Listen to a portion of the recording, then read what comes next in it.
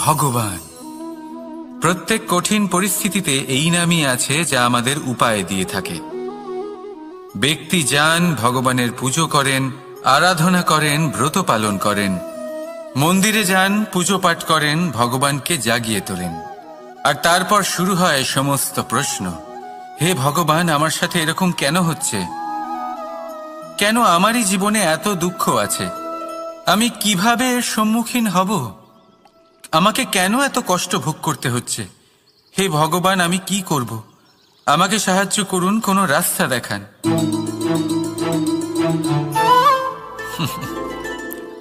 চলুন আমি আপনাকে একটা প্রশ্ন করি। মন্দিরে যাওয়ার চেষ্টা করার আগে আপনি কি জীবনে ততটা চেষ্টা করেছেন যতটা সেই সমস্যাকে দূর করার জন্য দরকার ছিল? দ্বিতীয় প্রশ্ন, ভগবানকে জাগানোর পূর্বে আপনি কি নিজেকে জাগিয়ে তুলেছেন? আপনি কি আলস্য ত্যাগ করেছেন? তৃতীয় প্রশ্ন, ভগবানকে জিজ্ঞাসা করার আগে আপনি কি নিজেকে জিজ্ঞাসা করেছেন যে আমি কেন এত অসফল হচ্ছি? যদি না করে থাকেন তাহলে সবার আগে এটা করুন। আপনি সমস্ত প্রশ্নের উত্তর পাবেন, সমস্ত বিপদের পরিত্রাণ পাবেন। অন্য কোথাও নয়, নিজের ভেতরে তাকিয়ে দেখুন। চেষ্টা করুন নিজেকে জাগিয়ে তোলার। আপনি সফল অবশ্যই হবেন, কারণ এই পরমাত্মা, ওই পরমেশ্বর, ওই পরব্রহ্ম আপনার মধ্যেই তো আছে। রাধা রাধা।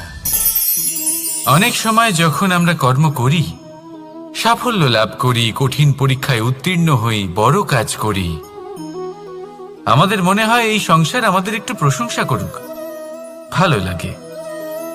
অনেকবার মনে হয় এটা হলো আমাদের কর্মের ফলই বটে, আমরা আনন্দ পাই। কিন্তু যখন আমরা এই প্রশংসা পাই না, তখন কি হয়? আমরা দুঃখী হয়ে যাই, ভেঙে পড়ি।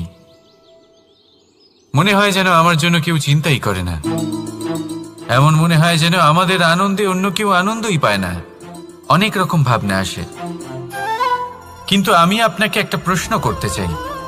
আপনি যে কাজই করেন না কেন, যে কর্মই করেন না কেন, তা কি শুধুমাত্র প্রশংসার জন্য করেন? যদি এরকম হয়ে থাকে তাহলে সেই ভাবনা এক্ষুনি ত্যাগ করুন, কারণ এই প্রকৃতি আমাদের অন্য শিক্ষা দেয়।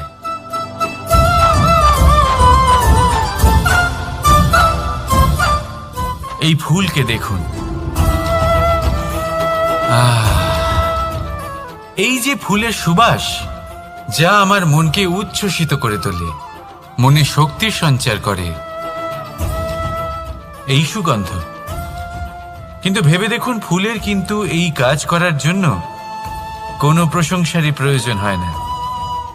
এটাই হলো প্রকৃতির শিক্ষা। যিনি সৎ হন, সৎকর্ম করেন, তার কোনো প্রশংসার প্রয়োজন হয় না, কারণ ওনার কর্মই হলো ওনার সুবাস। মনে রাখবেন, আতর নকল ফুলে দেওয়া হয়, প্রকৃত ফুলের তার কোনো প্রয়োজন হয় না। সেইভাবেই আপনিও কর্ম করতে থাকুন শুভ চিন্তা নিয়ে। এই মনকে সব সময় শান্ত রাখুন, স্বচ্ছ রাখুন। যদি এরকম করেন তাহলে আপনার কর্ম এমন সুবাস ছড়াবে যে আপনার জীবনে শুধু এবং শুধুমাত্র আনন্দই থাকবে। তাহলে এই আনন্দ সহকারে বলুন, রাধা রাধা। সময়, কথায় আছে আমাদের জীবনের প্রত্যেক মুহূর্ত স্বর্ণর মতো হয়। এবার হয় আমরা একে নিজেদের কাছে রাখতে পারি, বা একে আমরা চলে যেতে দিতে পারি। কারণ এই ছোট ছোট মুহূর্তই আছে যা আমাদের জীবনকে গড়ে তোলে। এখন এই জীবন কেমন হবে তা আমাদের উপর নির্ভর করে।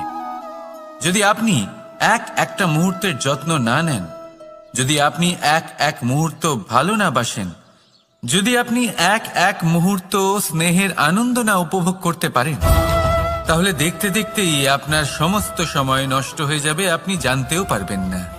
অর্থাৎ এই সময় স্বর্ণ হতে পারে না। তবে আমরা একে স্বর্ণ বানিয়ে নিতে পারি আমাদের চেষ্টার মাধ্যমে। এই সময় শুধু একটি লাঙল, যা মাটির সাথে লড়াই করতে পারে, আর কিছু নয়। একটা অত্যন্ত গুরুত্বপূর্ণ কথা মনে রাখবেন, আপনার কাছে শুধু সময় আছে। এবার আপনি এটা দিয়ে স্বর্ণ বানাবেন, না ঘুমিয়ে স্বপ্ন দেখে একে নষ্ট করবেন, সিদ্ধান্ত আপনারই।